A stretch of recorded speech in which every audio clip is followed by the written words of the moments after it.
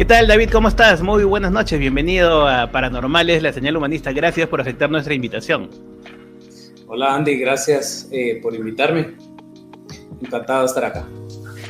Sí, sabemos que, este es un intento del programa de llegar más allá de la realidad de Perú, porque compartimos con otros países de Latinoamérica también las mismas realidades, ¿no? Por ejemplo, el tráfico que me comentaste que está complicado. Terrible. El tráfico acá en la ciudad de Guatemala ha sido progresivamente peor desde hace muchísimo tiempo, décadas posiblemente. Tenemos una administración municipal muy mala, tenemos pésimo servicio de transporte público, prácticamente inexistente, peligroso, sucio, no confiable, etcétera. Así que mucha gente anda en su carro propio o motocicleta y bueno, caótico, es decir, poco.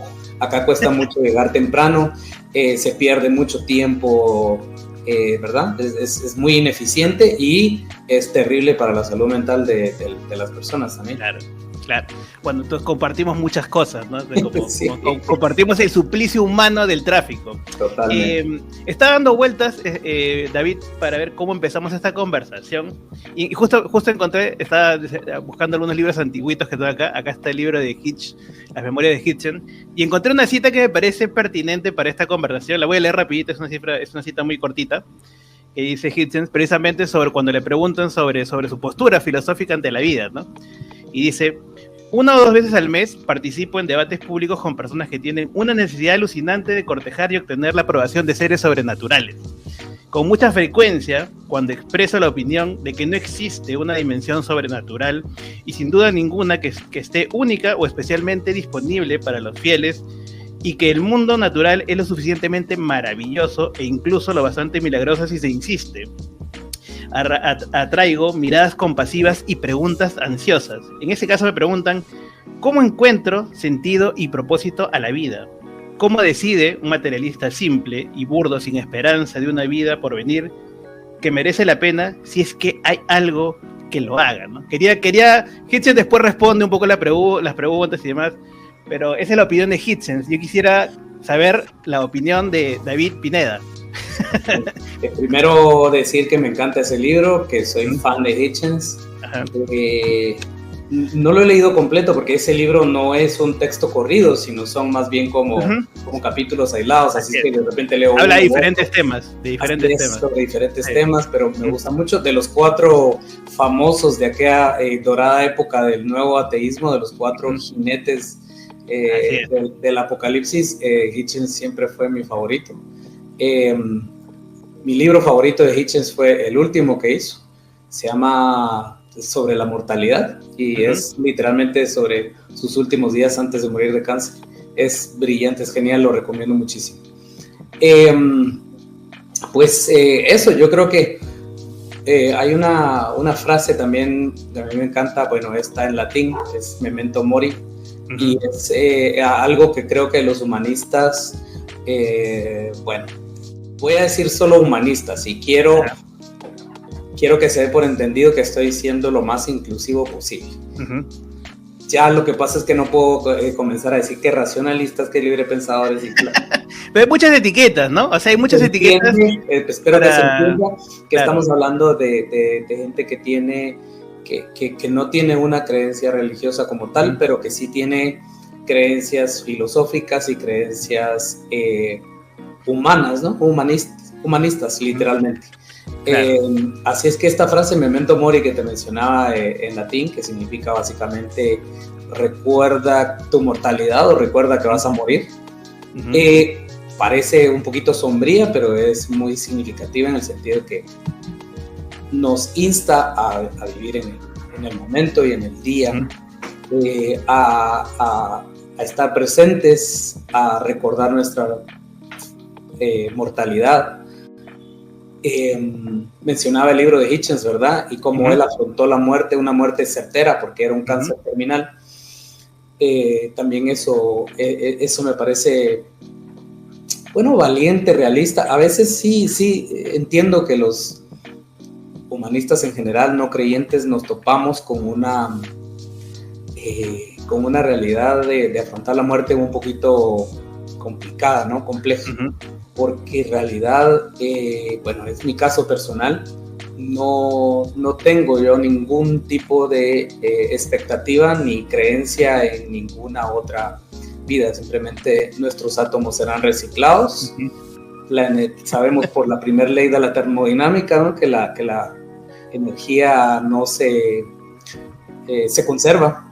Claro. Así que nuestros átomos serán reciclados y seguiremos siendo parte del universo, pero no en ninguna forma significativa. Claro. Esto que en este momento, esta conformación de átomos en este momento es mi persona, dejará de existir. Claro. Y eso a veces puede ser complicado, pero yo creo que se afronta precisamente viviendo el momento, viviendo el día, haciendo lo mejor que uno puede, tratando de ser feliz, porque puta, no siempre se puede. Claro, la pregunta de Hitchens es provocadora porque él más adelante dice un poco, hace seco, vamos a ponerlo en estas expresiones, ¿no? ¿Cómo me joden siempre con estas preguntas, ¿no? O sea, porque hay una idea de que sin Dios, sin la idea de Dios o de trascendencia, como quieran llamarle, la vida del ser humano pierde sentido completamente, ¿no? O sea, que no hay nada de qué aferrarse, ¿no? No hay nada de qué aferrarse y que por lo tanto tu vida carece de sentido y en qué se soporta, digamos, el humanismo, ¿no? ¿Cuáles son las tablas de la ley del humanista, digamos, sobre las cuales se asienta para encontrarle este sentido a la existencia, que como mencionas hace un momento, es temporal, es limitada, somos mortales? Sí. Es decir, yo creo que cada quien tiene una responsabilidad con respecto a crear y a generar su propio propósito, si es que le podemos llamar así, o sus propios alcances, o sus objetivos en la vida, y sobre eso se trabaja. También tomando en cuenta de que en cualquier momento la fiesta se acaba y las luces se apagan, pero sí, no lo veo tampoco tan completamente vacío como para decir, bueno, no queda más que sentarnos a esperar la muerte, sino más bien como algo se puede hacer. Además cuando la vida es bonita es muy bonita, cuando la vida es agradable es muy agradable, cuando estás con gente que querés y te quiere, cuando estás feliz, cuando todo va bien, dan ganas de que nunca se acabe, aunque también hay que tomar en cuenta y hay que ser realista y hay que decir que hay momentos en que no son así, no es así, ¿verdad? Claro. Pero todo es parte de lo mismo, entonces yo creo que se afronta con valentía y con propósito, con el propósito de cada quien. O sea, no es un propósito único. Claro. Me has hecho acordar a Hitchens, ya que lo trajimos a la conversación, que él decía algo ese de la fiesta, me hizo acordar algo que decía Hitchens, decía, esta es una fiesta a la que no nos invitaron, llegamos, estamos, disfrutamos y cuando menos pensamos ya otra vez nos toca irnos. Pero lo peor de todo es que sabemos que la fiesta va a continuar sin nosotros. Pues sí. Sí, pero ¿y qué, verdad? Al final, una de las cosas que a mí también me consuela es el hecho de saber que, o sea, no lo voy a sentir. No, simplemente no, o sea, porque hay una idea, ¿verdad? Que es algo así como estar en algún tipo de estado de conciencia, pero aislado de todo, que esa es una idea, de hecho, un poquito infernal. Yo creo que algunos han manifestado el infierno como algo de ese tipo, como un aislamiento total y completo, pero tal cosa, digamos, tampoco es, ¿verdad? Porque cuando dejamos de ser por completo. En fin, es un tema filosófico bien interesante. No soy filósofo, soy ingeniero de profesión. Mi digamos, intereses en las ciencias biológicas principalmente, y por ahí siempre he leído o me ha interesado un poquito la filosofía, pero no bueno, tengo... Todos podemos filosofar, ¿no? Todos podemos filosofar, es cierto. Lo que te quiero decir es que tampoco soy ningún experto, ¿verdad? Claro. Y ya que hablaste de biología, acá hay otro libro interesante. Acá todo desempolvado en la biblioteca acá está el gen egoísta de Richard Dawkins, ¿no? Donde habla un poco también del tema, que ya vamos a entrar después al tema de la ética humanista, pero antes de entrar a eso quisiera un poco para distinguir, por ejemplo, acá en Perú, imagino, y creo que en Guatemala también hay partidos políticos que utilizan el rótulo humanista, ¿no? Entonces, un poco, tu micrófono está apagado, entonces hay que distinguir lo que es, entendemos, por ejemplo, el humanismo secular, ¿no? Entonces, explicar un poco a la gente que de repente piensa que esto suena un poco raro, ¿qué cosa entendemos por humanismo secular, David? Sí, apagué el micrófono porque hay unos perritos aquí de la vecina que estaban, no sé si se escuchaban en el fondo. Primero te voy a contar una anécdota, algo graciosa. Acá en Guatemala también surgió hace como unas 2 elecciones atrás, más o menos, unos 8 años, 9, 10 años por ahí, un partido humanista. Claro. Ya cuando nosotros, por cierto, estábamos plenamente establecidos como humanistas Guatemala, ¿verdad? O sea, la organización existía, teníamos cierta cantidad de seguidores, no exagerado, porque en este país somos una minoría, pero ya existía la asociación. Así es que, bueno, nada podíamos hacer porque el nombre tampoco es como que lo tuviéramos bajo ningún tipo de registro, ni claro. ¿Cómo es que se llama esto? Patentado, ni nada por el estilo, correcto. Sino que, pero fue el partido quien tuvo ciertas consecuencias negativas por su asociación con nosotros. Entonces les empezaron a hacer preguntas como, bueno, ustedes son ateos, entonces ustedes son no creyentes. Y eso acá en Guatemala es, o sea, te imaginas, es total veneno para una campaña electoral, ¿verdad? Es completamente negativo para ellos. Así que el mismo candidato presidencial de eso, por cierto, se llama Mulet y es un ex empleado de alto nivel en el circuito de Naciones Unidas, pero un señor al final de cuentas bastante conservador, o no sé qué tan conservador, pero tuvo que salir dando declaraciones de que ellos estaban en favor del aborto, que ellos estaban en contra del matrimonio igualitario, esto y lo otro, y nosotros la pasamos súper bien, nos matábamos de la risa de eso porque sabíamos que era consecuencia nuestra, ¿verdad? Así claro. Que eso para nosotros fue un gran éxito. Claro. Ahora, eso es importante, te mencionas, hace un rato previamente estábamos conversando sobre cómo los grupos conservadores se están empoderando a través de los partidos políticos para hacer retroceder, ¿no?, algunas leyes o algunas normas que se han ido ganando, ¿no?, a nivel de Estado. Por ejemplo, acá en Perú estamos en franco retroceso, no sé cómo está la situación en Guatemala, pero aquí los sectores tenemos conservadores legislando, o sea, haciendo leyes en el Congreso contra, ¿no?, los derechos de la mujer, los derechos de la comunidad LGTB. Probablemente en algún momento, es más, tenemos un alcalde ultraconservador también, entonces, que quiere ser presidente del Perú, ¿no? Entonces, pues es importante el secularismo, ¿no?, el humanismo secular, ¿no?, para que la gente entienda. Una de nuestras principales causas ha sido la separación de la Iglesia y del Estado. No, perdón, no la separación de poderes, sino... Pero alguien podría decir, ¿por qué tenemos que separarlas? Podría decir alguien. El Estado laico, porque el Estado laico es muy importante. El Estado laico, y esa es una pregunta que me han hecho comúnmente, participado en muchas entrevistas o incluso debates al respecto. Y a veces la gente confunde los términos y cree que un Estado laico significa un Estado ateo, por ejemplo, o un Estado que apoye la no creencia o el ateísmo, algo por el estilo, y no puede haber nada más incorrecto. El Estado laico es un Estado que no privilegia a ninguna religión, pero que las respeta a todas y que las trata a todas por igual, a las religiones y a la no creencia también, que no necesariamente es una religión, pero digamos profesa la libertad de conciencia. Entonces eso es súper importante porque lo opuesto a un Estado laico es un Estado confesional o un Estado teocrático en donde hay una religión que se impone sobre las demás. Y eso, bueno, lo podemos ver en países completamente desquiciados como en el Oriente Medio o digamos países musulmanes principalmente. Pero hay algunas dictaduras que, por ejemplo, en Europa, en el caso de Orbán actualmente en Hungría, y otras similares que se apoyan mucho en el cristianismo también. Como fue en esta parte del mundo también, ¿no? Como lo fue en esta parte del mundo, así es. Claro.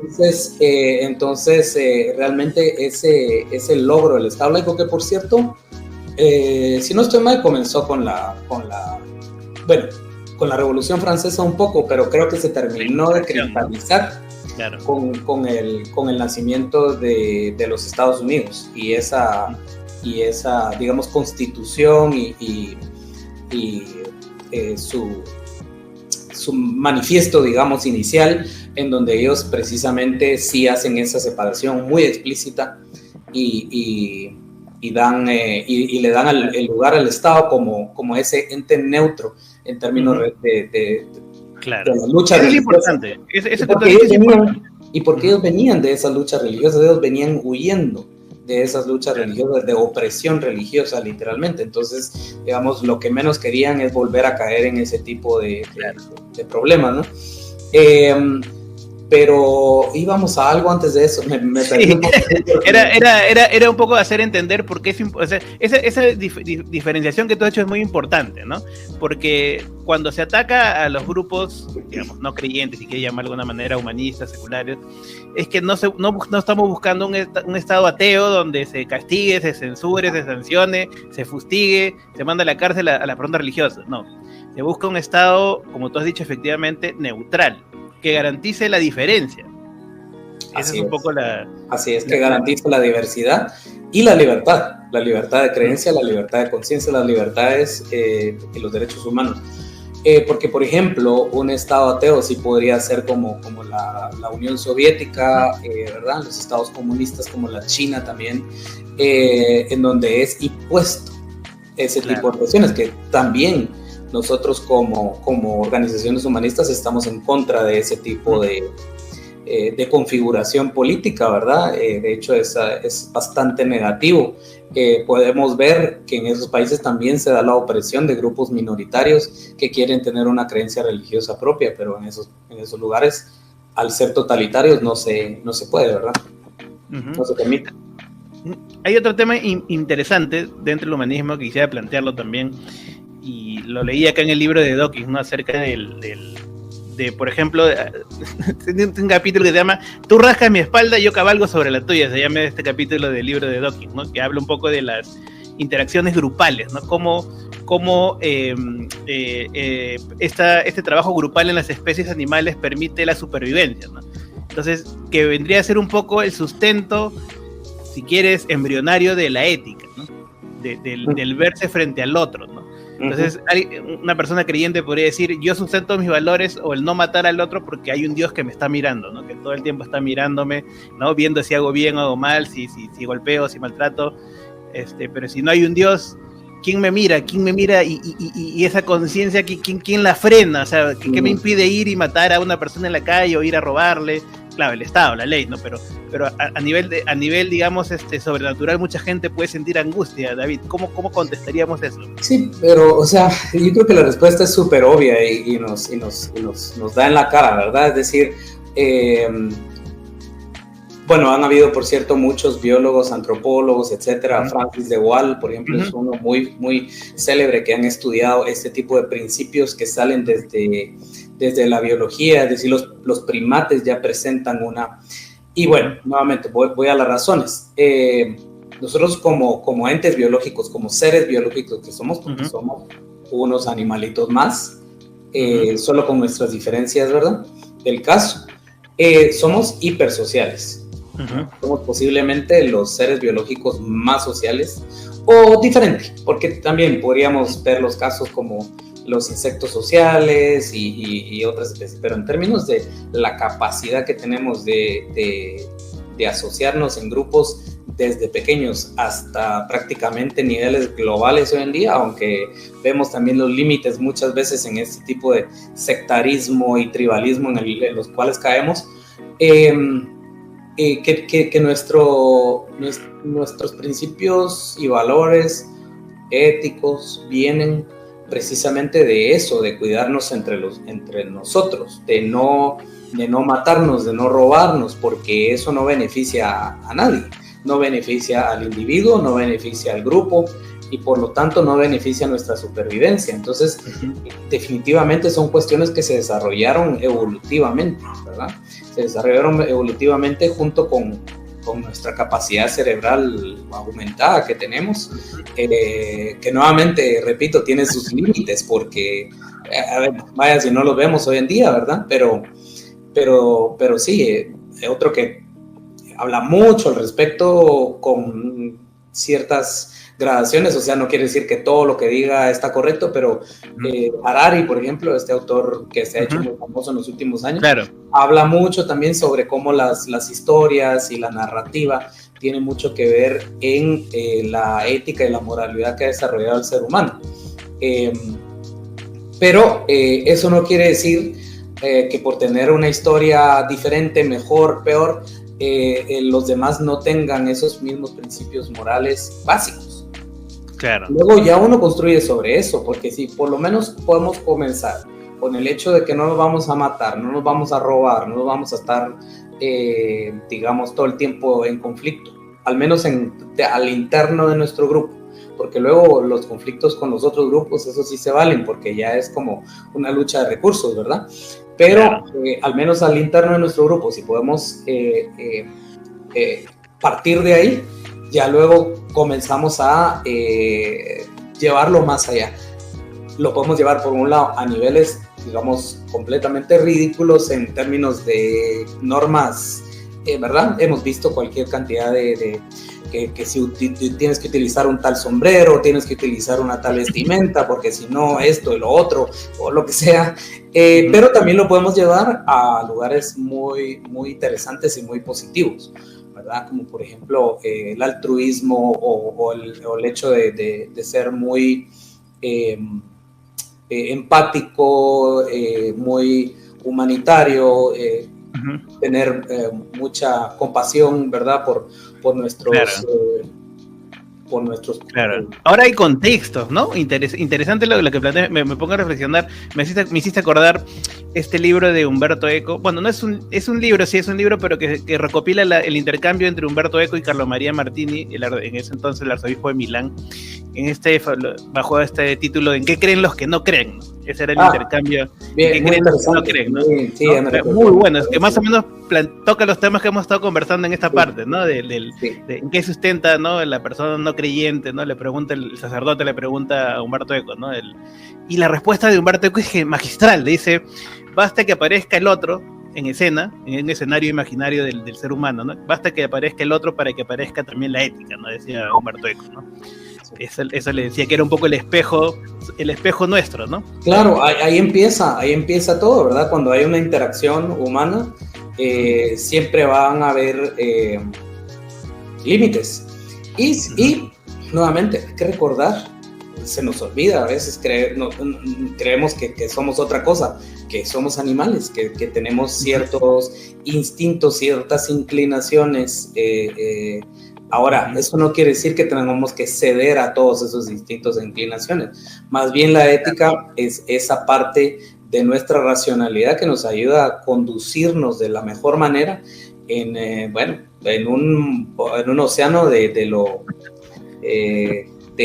un montón de cosas, ¿verdad? Pero sobre todo ¿cómo podríamos decir? Como de lo no programado, de lo no prescrito, digamos, porque te topas con situaciones nuevas todo el tiempo y entonces, ¿cómo la abordas?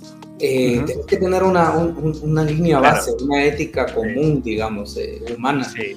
Y ya después de eso ya vendrán muchas más cosas. Y ahí viene un debate interesante, porque hace poquito hice un video reflexionando sobre una serie que ha estado, es un boom en estos tiempos, que es el juego del calamar, ¿no?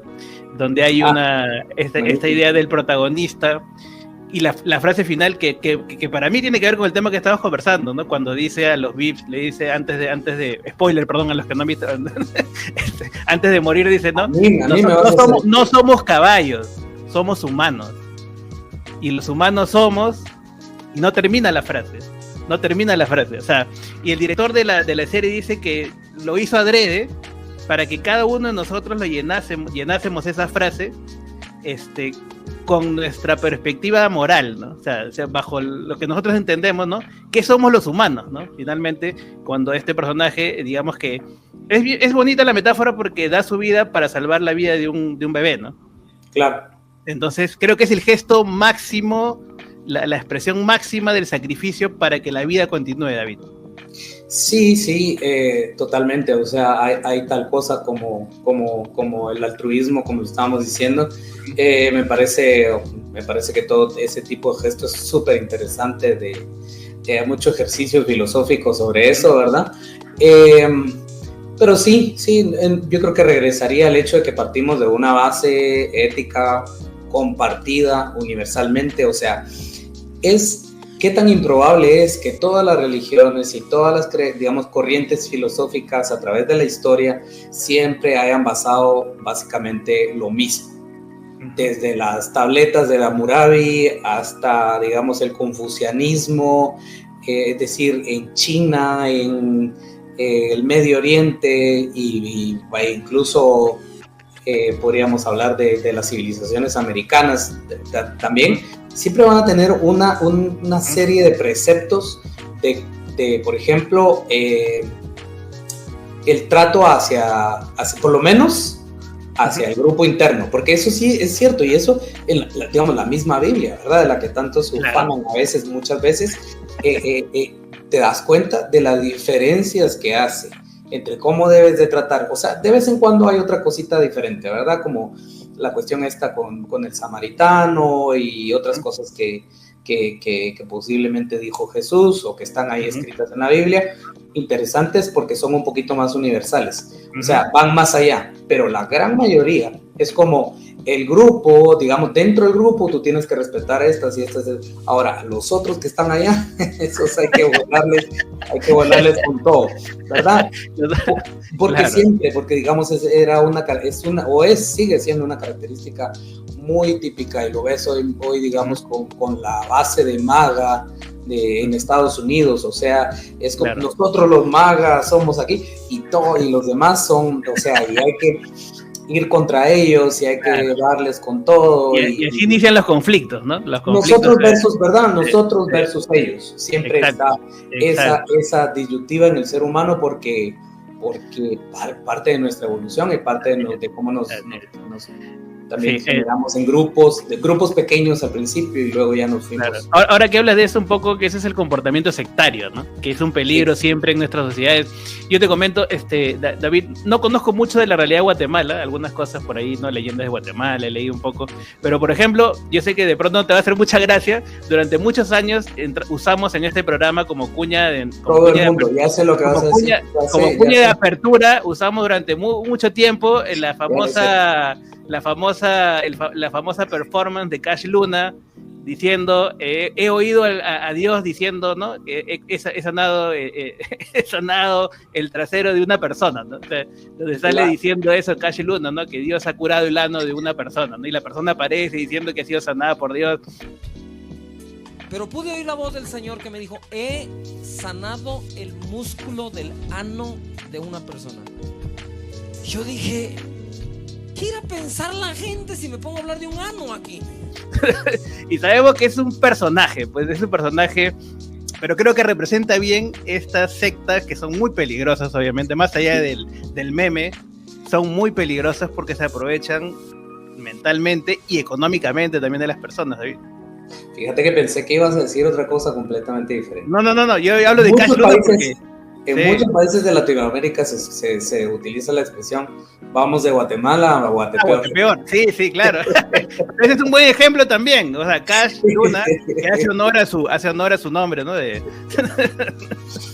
Pero creo que representa eso, pero acá también tenemos personajes así, ¿eh? O sea, Cash Luna es un personaje muy nefasto, por cierto, increíblemente nefasto, que ha estado inmiscuido, digamos, en muchos escándalos, incluyendo escándalos políticos acá en Guatemala, ¿verdad? Conexiones con personajes de muy... crimen organizado, todo un asunto, pero con respecto a eso me gustaría hacerte un comentario bien interesante, y es que Guatemala en los últimos años 10 años, si no estoy mal, o tal, sí, algo por ahí. Uh-huh. Toda la región ha sido tradicionalmente católica, ¿verdad? Uh-huh. Desde el tiempo de la conquista de la colonia, pues el catolicismo se impuso uh-huh. en toda la región latinoamericana. Y sin embargo, en Guatemala desde, bueno, se podría decir siglos, pero principalmente desde la época de los 80s y las dictaduras militares, uh-huh. que les dieron mucha entrada a las sectas evangélicas, ha crecido mucho el porcentaje de la población que se identifica como evangélica, especialmente uh-huh. estas grandes mega iglesias como la de Cash Luna. Actualmente ese porcentaje ya rebasó al porcentaje de católicos, es decir, en Guatemala mayoritariamente es cristiano evangélico. O sea, hay más cristianos evangélicos que católicos. Sí, eso desde digamos esta última década. No te sabría decir exactamente en qué año esa curva se sobrepasó. Bueno, acá todavía hay más católicos que cristianos, pero de verdad los cristianos evangélicos han aumentado. Yo sé que es una tendencia en muchos países de Latinoamérica, uh-huh. en otros todavía no tanto, ¿verdad? Uh-huh. Hay países que todavía se conservan. Pero sí, católicos. O sea, mejor dicho, lo que pierde el catolicismo, uno quisiera que se convierta en humanistas seculares, pero no. Ahora sí ha habido un aumento, porque desde que nosotros comenzamos a ver esos datos, que uh-huh. lastimosamente tampoco son datos, por ejemplo, uh-huh. no son datos del censo nacional, que tampoco aquí los censos se hacen tan seguido, pero son más datos como de encuestas, como de Latinobarómetro, por ejemplo, es una de las que más mide ese tipo de información. Hemos visto bastante crecimiento. Actualmente hay aproximadamente un 15% en Guatemala que son, digamos, que no están dentro de esas dos religiones. Ahora, esa es una bolsa muy diversa en donde pueden haber un montón de cosas, ¿verdad? Desde gente que simplemente, digamos, tiene algún tipo de espiritualidad cristiana, pero no se denomina ni católico ni evangélico, hasta humanistas, librepensadores y todo lo demás que ya dijimos que son muchas distintas acepciones de lo mismo, ¿verdad? Digamos, de no creencia y este tipo de cuestiones. Pero sí ha aumentado, o sea, ha aumentado porque esto era menos del 8% hace 10 años. Entonces, sí, más o menos hay una duplicación de nuestros, digo, ¿verdad? Uno se quisiera apropiar de ese 15%, pero digamos, sí ha habido un crecimiento. Lo que somos un grupo que no es un grupo en realidad, ¿no? Y además somos un grupo que no es un grupo, es correcto. Claro. O sea, realmente la gente que se identifica como humanista secular, al final de cuentas, es muy poca.